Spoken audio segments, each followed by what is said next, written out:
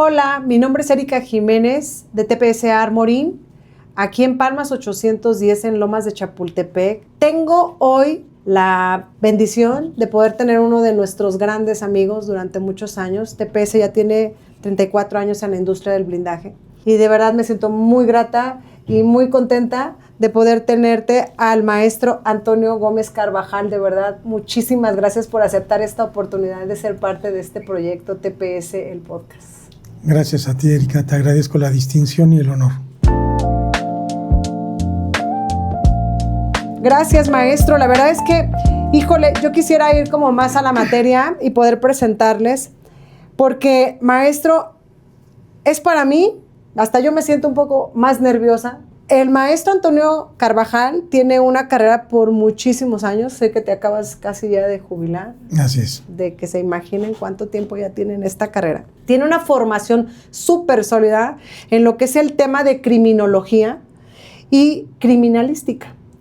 Adicional a ello, es que ha pasado una transición de la Fiscalía General de la Justicia hasta el ámbito de llegar a la capacitación dentro de un área especializada en el INAJUPE.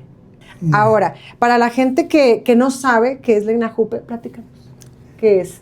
Sí, muchas gracias, Erika, por considerarme familiar y porque yo también los considero así, por todas las atenciones que han tenido con un servidor. Bien, fíjate que ha sido esto circunstancial. Uno nunca sabe por dónde van llevando los caminos, ¿no?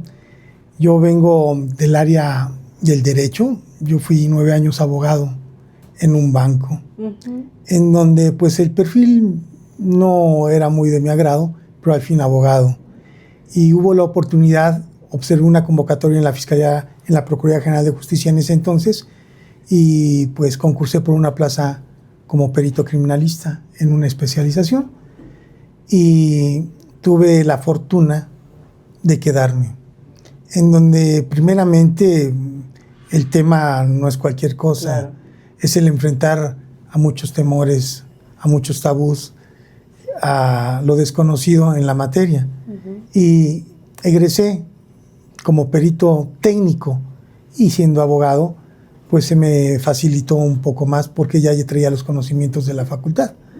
Aquí, después de eso, mi inquietud me llevó a FGR, en aquel entonces PGR, al Instituto de Capacitación de PGR, en donde hice también los trámites y ingresé como docente, no teniendo realmente ninguna experiencia como docente. Y eso me obligó a prepararme día con día para poder dar esos conocimientos a los peritos, policías de investigación y agentes investigadores de ese entonces.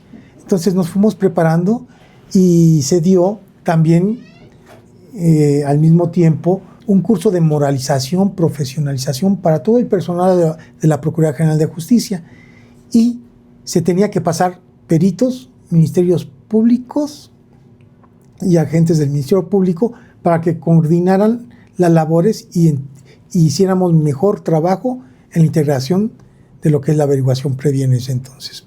Y así fue un programa de 9 meses que todo el personal pasó. Y en la primera semana yo pasé y da la casualidad que el director de supervisión me comisionó como docente después del desempeño. Y empecé a dar clases tanto en el Instituto de Capacitación de PGR como en el Instituto de Formación Profesional de la Procuraduría del Distrito. Y a partir de ahí fue mayor la especialización, el gusto y el apasionamiento de la materia. Posteriormente hubo la oportunidad de dar clases en la Facultad de Derecho de la Facultad de Estudios Superiores en Aragón. Son especializaciones o más bien diplomados como medios de titulación. Ya estando en la UNAM, en el ICAP de PGR y en el Instituto Profesional, pues hice otras 4 especialidades en la misma Procuraduría. Y posterior a ello, no tenía la licenciatura, era técnico criminalista. Hice la licenciatura como criminólogo y criminalística en el Instituto Veracruzano de Educación Superior. Y por último, hice la maestría en Ciencias Forenses e Investigación Criminal, y pues cambió mi perspectiva de vida, de ver las situaciones desde otro punto de vista. A partir de ahí, de ver las áreas de oportunidad que teníamos en las dos fiscalías, en los institutos y las características de calidad en el conocimiento, se formó y se constituyó el Instituto Nacional Jurídico Pericial, tratando de dar calidad. Y es el lema del instituto: la calidad en la educación hace la diferencia. Ahora, fíjate que antes de empezar ahorita con el tema del podcast, platicábamos de algo muy interesante que, te soy honesta, para mí es sumamente importante porque hay mucha gente que se puede identificar con este tema o bien que está estudiando, pero me hablabas de la importancia que hay entre la diferencia de un criminólogo con un criminalista. Entonces, para mí, en ese tema, me gustaría que para la gente que nos escucha, y que para mí sí fue algo muy impactante, porque en México, en el país de México, para ser puntual, pues tú lo sabes realmente que el índice de la violencia o delincuencia y de criminalidad. Y para allá me lo ganaste. Platícame si hay alguna diferencia, cómo pudiéramos entender entre una y otra, para la gente que como yo, a lo mejor me salta y pensábamos que a lo mejor a grosso modo era lo mismo. Sí hay diferencia. ¿Sí? Mira, la criminalística sí. es la ciencia auxiliar del derecho penal, Okay. que va a aplicar conocimientos, métodos y técnicas al estudio de material sensible significativo, que son los indicios. Okay. ¿Sí? Lo anterior para verificar y descubrir un presunto hecho delictivo a él o los probables responsables, auxiliando a los órganos encargados de procurar y administrar justicia para llegar a conocer la verdad histórica de un hecho. Entonces, se va a basar en la evidencia física, en el indicio, en el material sensible significativo. Y lo que es la criminología es una ciencia que va a estudiar los factores que intervienen en un individuo, endógenos y exógenos, para poder delinquir. Si tuvo valores o no tuvo, la pérdida de valores, el por qué fue. Entonces, una es el porqué de la conducta y la otra es el resultado de la conducta. Retomando lo que estás mencionando, se me ocurre y se me viene una pregunta que quisiera hacerte. Actualmente en la ciudadanía, pues tú sabes y hemos venido desarrollando un incremento, aunque pues bueno, yo soy muy respetuosa, algunas personas dicen que no está pasando nada, otros dicen que van en déficit y entre que uno y otro tiene la verdad, está pasando. ¿Tú cuál crees, en base a toda esta experiencia que te ha dado la vida en el tema de violencia y también de delincuencia, cuál es el error más común que vivimos en la rutina diaria, cometemos para ser víctimas de esa delincuencia? Fíjate que en 28 años y medio de labor en la Fiscalía, me he percatado que hay un común denominador y coincido con Nicolás Maquiavelo, que en 1532 manifestó en su Tratado del Príncipe: el hombre es malvado por naturaleza. Lamentablemente, tenemos una condición humana en la cual en cualquier momento va a aflorar y va a tener resultados. Y como pueden ser nefastos, como pueden ser sublimes, uno nunca sabe, ¿no? Eso dependiendo de muchos factores. La seguridad en México es muy difícil desde hace muchos años y en la actualidad yo creo que se ha incrementado y a lo mejor se ha normalizado las noticias diariamente. Tú prendes el televisor, cualquier televisora, ¿no? Y vas a ver un resultado de las acciones de la gente, de la falta de educación, de lo que dice Maquiavelo, ¿no? Mucho de esto es maquillado, mucho es ocultado, ¿no? En ese sentido, nosotros podemos observar día con día que la seguridad, que viene siendo una obligación del Estado, según el artículo 21 constitucional, no se está cumpliendo en los 3 niveles, estatal, municipal o federal. Es lamentablemente que estemos en estado de indefensión. ¿Por qué? Porque en cualquier momento suceden situaciones estando en un lugar equivocado o con la persona equivocada. Ahora, ¿crees que esto, no sé, se me ocurre, la pregunta, no sé si es mayor en verdad el miedo, porque me llama mucho la atención algo que tú acabas de decir, a veces se maquilla demasiada información. Y lo primero que quiero saber es cómo, ¿en verdad lo provocamos? ¿No lo provocamos? En todo este tema de lo que está pasando, de violencia, ¿tú qué has visto más? Déjame decirte que tenemos 2 vertientes, que es la delincuencia común y corriente. ¿Cuál es la común y corriente? De oportunidad, Okay. de momento. Okay. Ves desacomodado una situación, algún objeto, se lo llevan. Falta de seguridad en una empresa, en una persona, la distracción. Esto es una selva del asfalto. Oh, qué fuerte. Sí, uno puede observar que el delincuente te está observando y tú no lo estás observando a él. Tú estás caminando y ya te analizó la forma en que caminas, que te paras, qué reloj tienes, qué vehículo tienes. Todo eso, esos datos que estás dando a conocer, los están tomando y te están calificando para ver si eres víctima o no eres víctima. Si te paras bien, te ven fuerte, tienes seguridad, atractivo. Wow. Son muchas cuestiones que ellos interpretan y dependiendo de ello deciden. Esa es la delincuencia común de ocasión. Algo mal acomodado, un sujeto distraído. Entonces, ese es lo común y corriente. Pero también tenemos algo muy grave, que es la delincuencia organizada. En la delincuencia organizada hay infraestructura, recursos, inteligencia, equipo, muchos factores que muchas personas no lo tienen, ¿sí? Y lo utilizan precisamente para cometer estos delitos. Esa es la diferencia, que unos tienen mayor inteligencia, mayores recursos para poderla realizar, tiempo en analizar y hasta trabajos de inteligencia, ¿no? Para poder delinquir. O sea, qué fuerte saber que puede haber este tipo de riesgos desde el análisis, o sea, de una persona que te puede ver y te califica y te hace como un blanco, lo que tú decías. Me imagino que es un trabajo muy bien elaborado para poder llevarlo a una delincuencia al grado en el que estamos actualmente. Hay diferentes tipos de delitos, desde cuello blanco, financieros, hasta secuestros, extorsiones. Hay personas que se dedican a esto, que hay personas muy preparadas, y si no tienen la preparación, pueden tener la inteligencia que muchas veces nuestras instituciones no la tienen. Ese es el factor. Se preparan para tal fin, y dependiendo su preparación van a tener el éxito, y no deben de tener cabos sueltos. Entonces, para investigar un delito de estas características, se debe de aplicar mayores recursos, análisis, tiempo y esfuerzo para poder investigar todo esto. Cuesta mayor trabajo el dar con un delincuente inteligente. Es previamente, pormenorizadamente, analizado todo para poder hacer las cosas, para poder delinquir. Nosotros como blindadora de vehículos tenemos una cantidad de clientes que pues de alguna manera tú bien, pues algunos ubicas, otros no ubicas, pero tuvimos la experiencia, en el caso de Minerva Bautista. Me gustaría, ¿tú cómo viste este caso? O sea, el tema es, de hecho yo me acuerdo, no sé, como fiscalía, cómo vieron si fue un tema atacado, pensado, lo que tú acabas de mencionar, parte de la delincuencia organizada. Ustedes como institución en su momento, ¿cómo vieron ese tema?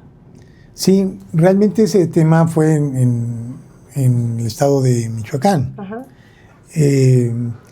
Lo que observo, el número de impactos que tiene la unidad es impresionante. Cada impacto es muy probable que haya perdido la vida una persona.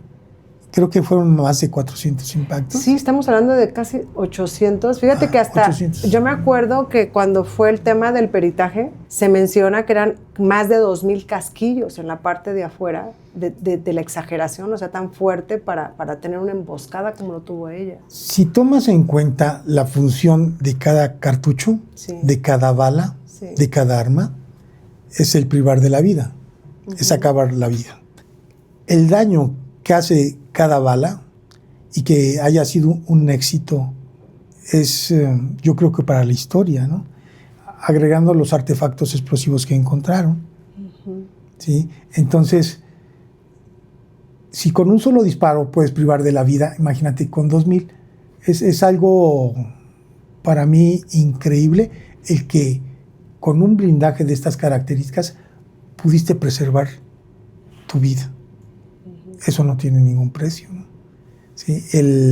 Lo que realizaron, la planeación, la infraestructura, lo que es la logística que realizaron la delincuencia organizada para poder disparar de todos los flancos de esa unidad, diferentes incidencias por la ubicación, localización de los casquillos, el tipo de calibre que usaron.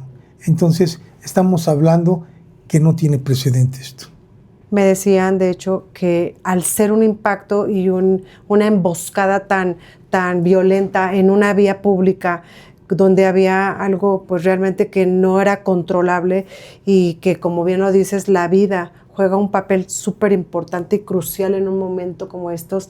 La pregunta que me hacían era, ¿cómo ayuda en todo este análisis pericial poder entender el comportamiento de un humano ahí adentro que está viviendo este tipo de evento tan peligroso? Ese trauma. Sí, o sea, yo no lo sé, o sea, para nosotros, a lo mejor para mujeres, o bien en el caso para una persona, yo soy mamá y entonces no inventes, si te asustas solo cuando de pronto alguien viene y te agarra acá y das el impacto. Ahora imagínate vivir esa experiencia tan crucial y tan importante.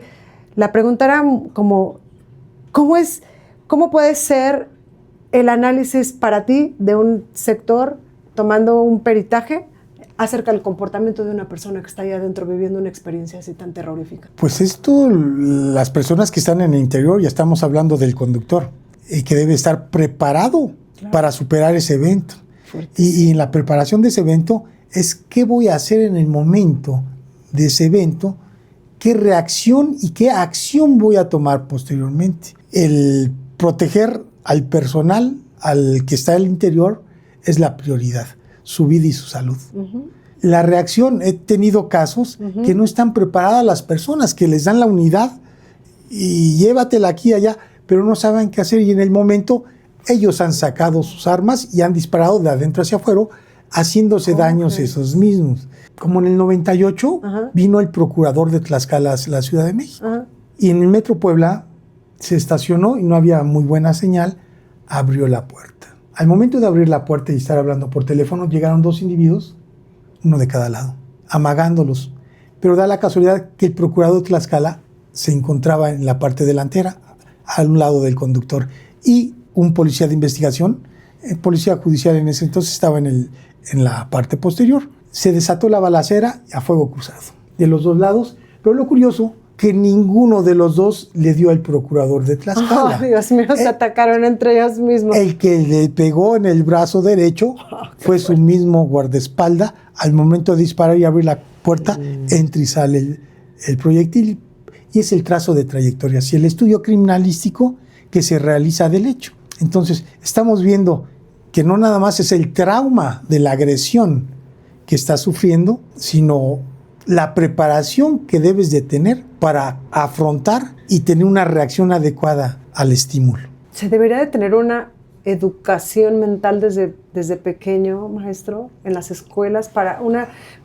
Me queda claro, nunca nos educan para tener una eventualidad de acción ante un tema de delincuencia. Fíjate que me llamó mucho la atención hace rato lo que tú me platicabas antes de comenzar en esta charla. ¿Cómo es tan importante desde el sector de la educación sí tocar este tema de violencia y cómo actuar hasta para un niño cuando viene a la escuela, cuando está en el colegio? Qué fuerte, pero me llamó mucho la atención porque hay mucha gente que seguramente actualmente vive en ese tipo de actos, sus hijos dentro de la escuela, y no saben ni siquiera cómo reaccionar o cómo accionar ante esa situación mental o psicológica.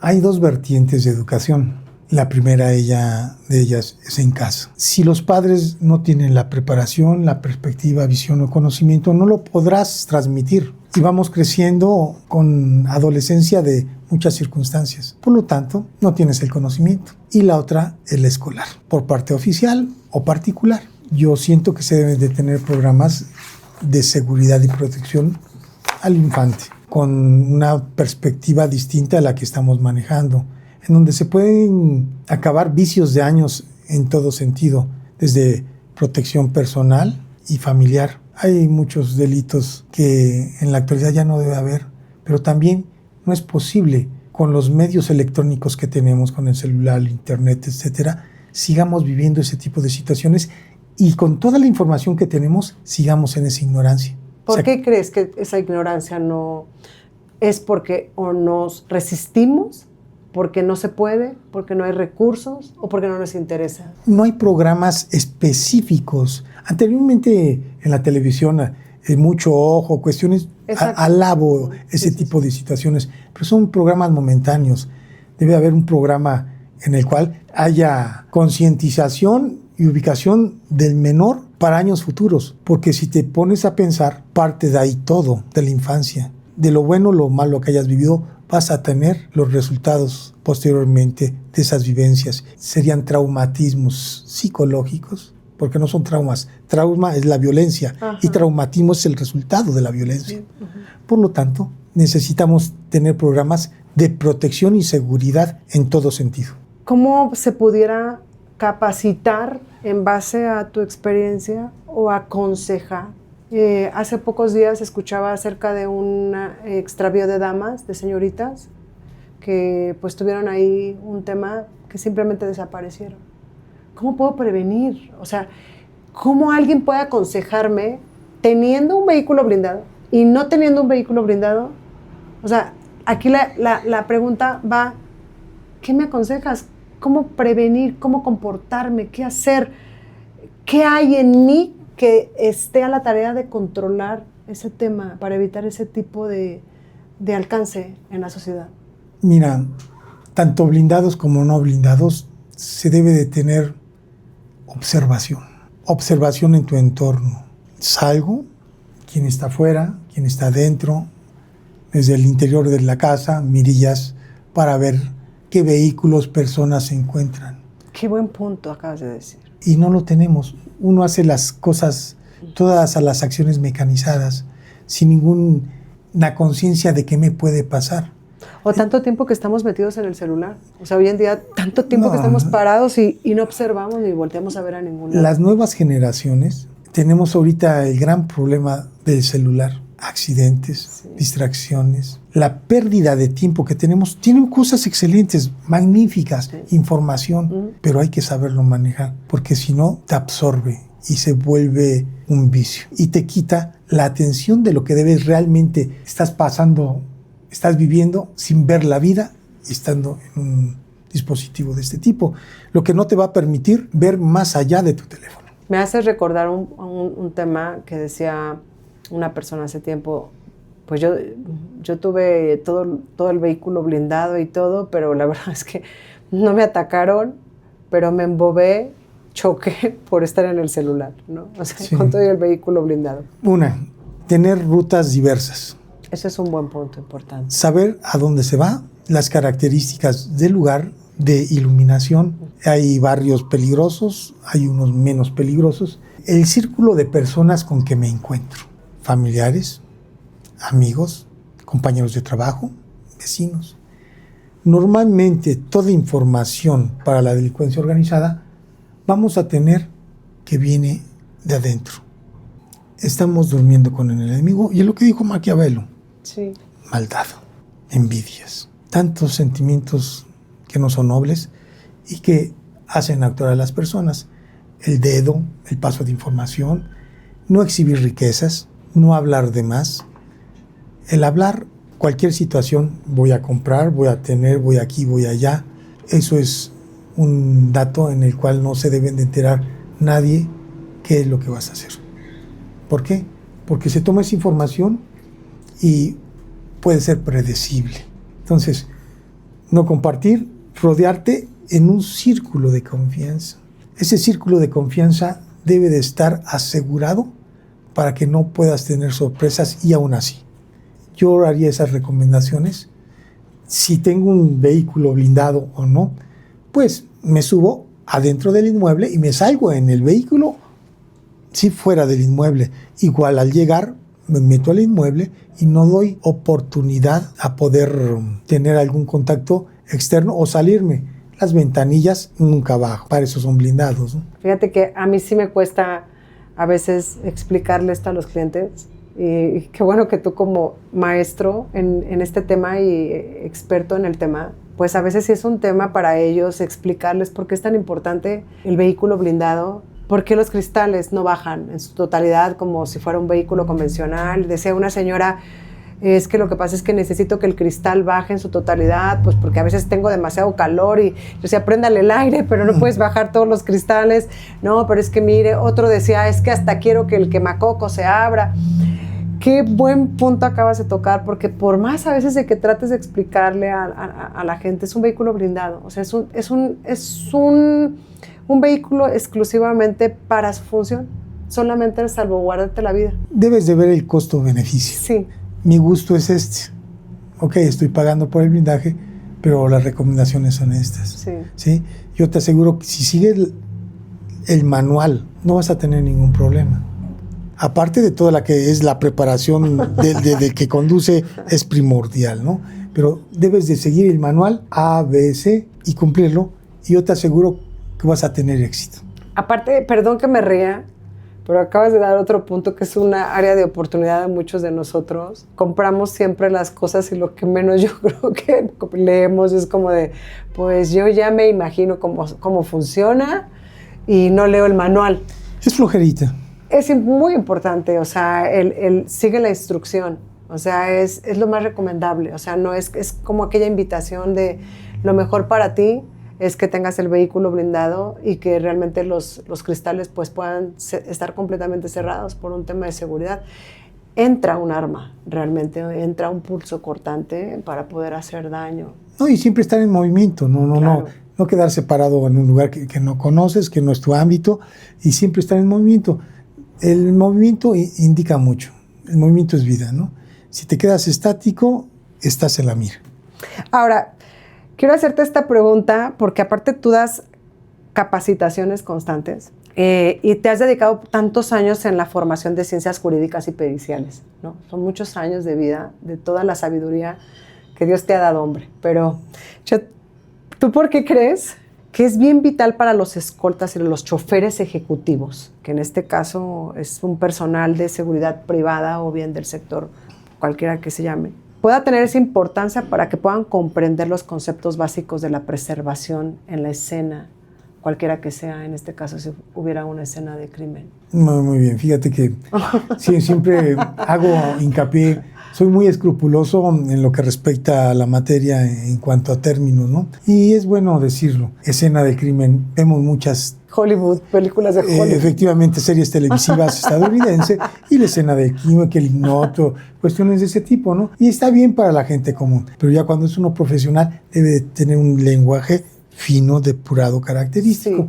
Sí. Y en ninguna ley, manual, reglamento, protocolo, tenemos el término escena del crimen. Por lo tanto, yo los invito, exhorto, lugar de investigación, lugar de intervención, lugar de los hechos y su clasificación. En cuanto a la conducción de un vehículo blindado, no me preocuparía mucho el qué hacer posteriormente. Primero es salvaguardar mi vida y las de todas las personas que están en el interior, realizando maniobras si hay un evento, el salir del Killing Zone, de la zona de muerte, ¿sí? Son 50 metros. La teoría lo menciona, que saliendo de esa zona tienes mayor oportunidad a vivir. Y es eso, el poder tener, uno, las características físicas, intelectuales, de inteligencia para poder actuar en la reacción.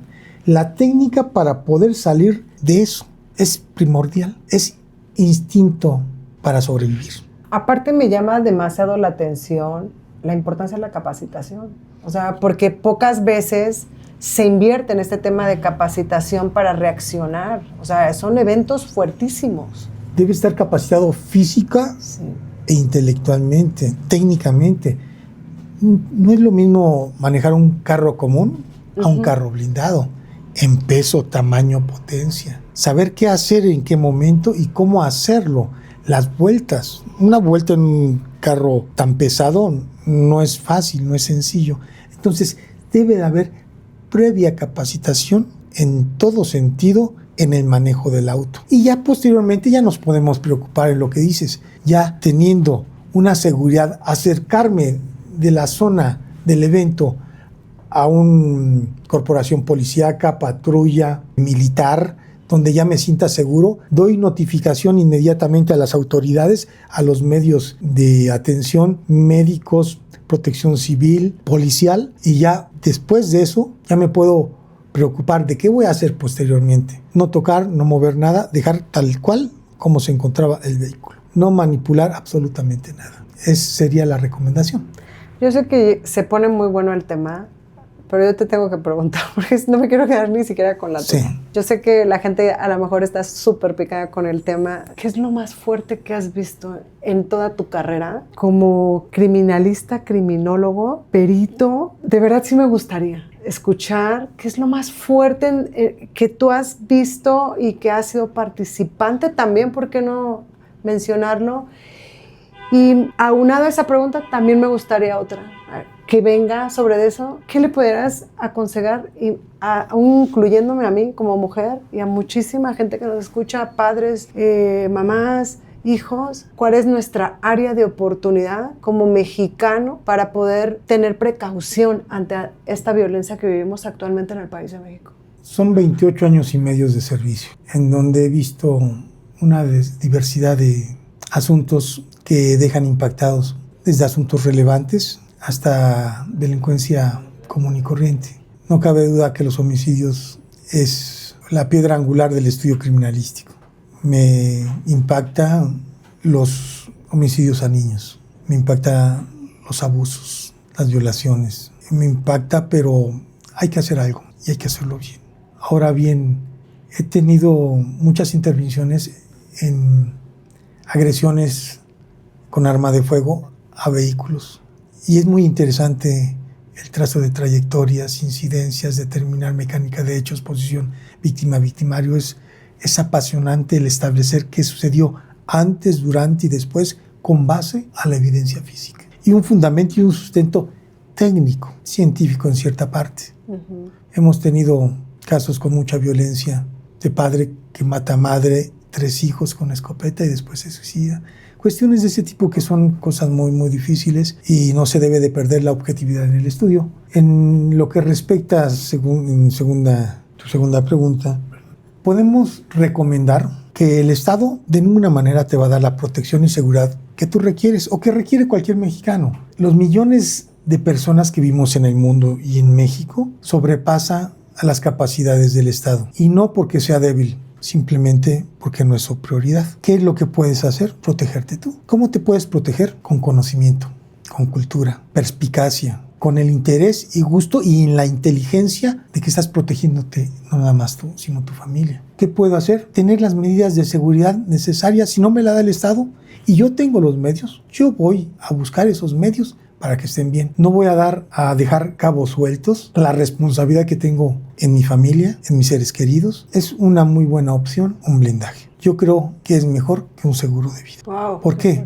Porque el seguro de vida lo cobras, pero tu familiar ya no está, o tú ya no estás, y tú haces falta. Y sin embargo, con esos medios de protección vas a vivir, y viviendo puedes resolver. Es lo que te podría recomendar las personas que pueden tener acceso a estos servicios. Estoy impactadísima de tantas cosas que quisiera preguntarte y ojalá nos puedas visitar nuevamente y seguramente nos vas a enriquecer muchísimo. Este programa lo hemos hecho pensando en ustedes, en tratar de comunicarles y llevarles un poco de conocimiento acerca de eventos y de gente como especialista, como una persona con todo el tema en peritaje, pues para que ustedes hagan conciencia de que ante la vida no hay precio. Nuevamente te quiero dar las gracias por tu espacio, por tu tiempo y poder enriquecernos con toda la sabiduría que de alguna manera seguramente te voy a volver a invitar si nos honras con tu presencia. No, gracias a ti, Erika, por la distinción y es un honor. Es una aportación a tanto apoyo que tiene TPS en cuanto al instituto, en lo educacional. He encontrado un gran apoyo y en la preparación de profesionales en balística forense, armamento y tiro, así como en criminalística. Mi nombre es Erika Jiménez, estamos aquí en TPS, el podcast.